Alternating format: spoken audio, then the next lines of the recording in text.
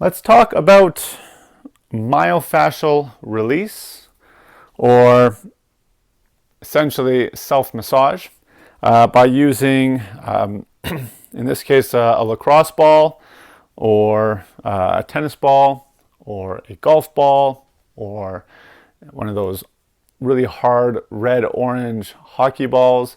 So the tool that you use will be dependent on what tissue you're working on, what we're trying to accomplish with the tissue, your tolerance for working through the tissue or discomfort. This could be a 2-hour video. We're going to try to keep it to just a couple minutes.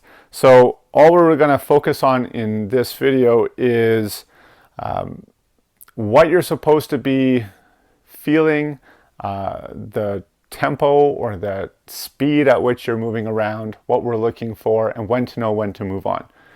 So we're not going to talk about all the different types of tools. I'm just going to grab this therapy ball here. And I'm going to just play around with my mid-trap or rhomboid, which is the space just between my shoulder blade and my spine, which is an area that a lot of people get a lot of relief from when they start to work on or release. But again, this will apply to any tissue that any muscle, I should say, in the body that you are planning on releasing. So a lot of the same principles, a lot of the same cues and tips will apply across the board.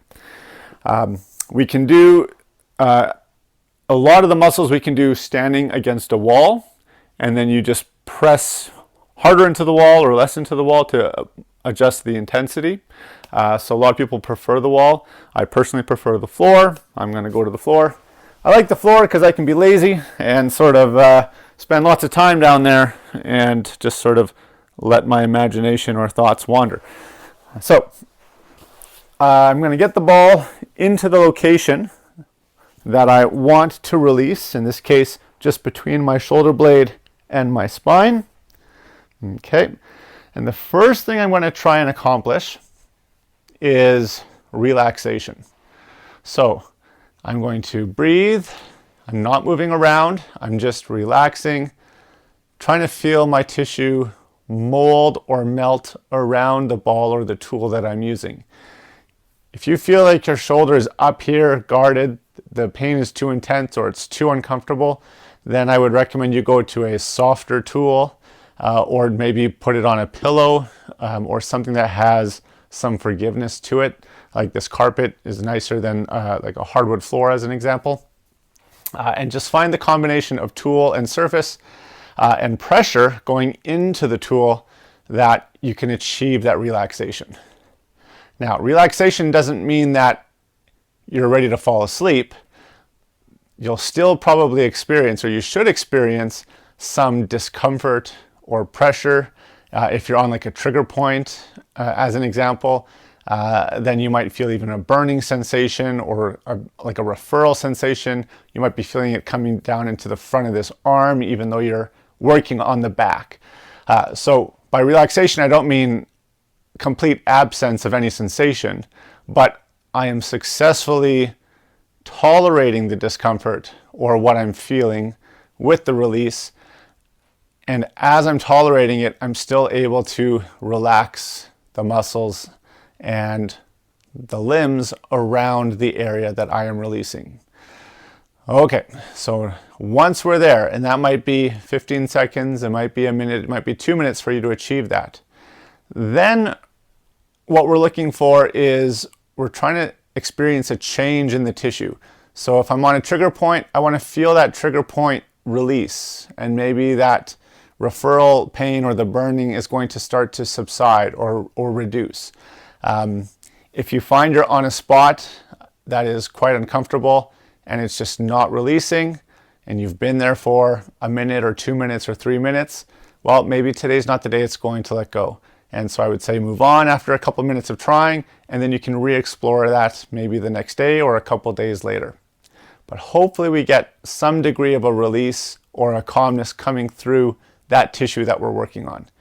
And once you feel that release, then you can start to move around a little bit and find a new location that needs some attention.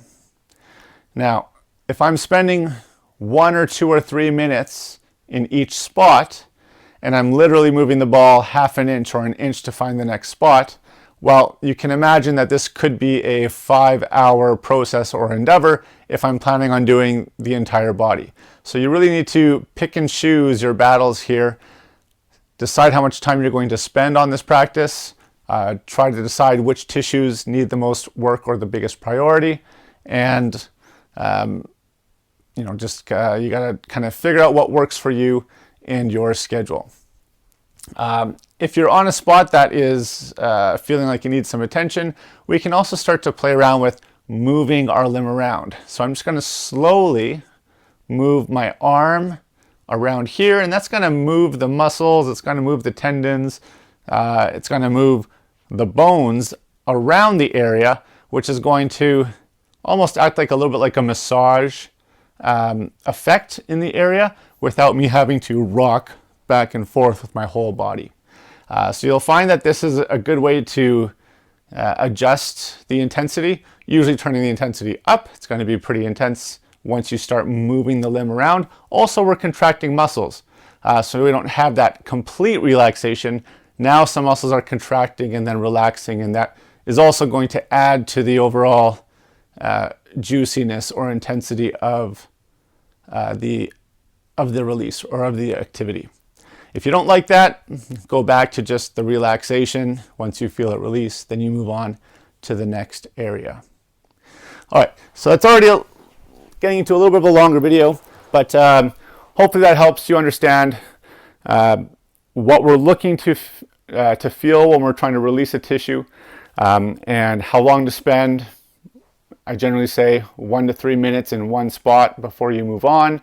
Does that mean you're spending 10 minutes or 15 minutes or 20 minutes? Well, if you really, really need it and this area is causing you a lot of problems, maybe it's causing some pain when you're trying to do an activity or when you're walking, or pain all the time, or it's creating compensations, or it's affecting the way you walk, well, then you might be looking at dedicating 15 minutes or 20 minutes a day to releasing this, because the payoff is invaluable once we take care of that tissue. But hopefully, as we start seeing progress, we don't need to be spending, like a quarter or half of an hour on these releases, and we can start dedicating maybe 2 minutes or 3 or 4 minutes at the start of a session. You can also do this in the middle of a session. Maybe you feel an area is starting to act up, or you feel like, oh, maybe I went a little hard on this exercise and my muscles are starting to tense up. You can always release it during an exercise or in the middle of the workout. And you can also do it afterwards. So there's no real bad time to do it. I should also point out, if you're new to this and you're not sure how your body's going to respond, then start with a little bit of a lower intensity and don't go for a very long time, maybe just a couple minutes, and then see how your body responds to it. 99.9% of the time, the response is fine.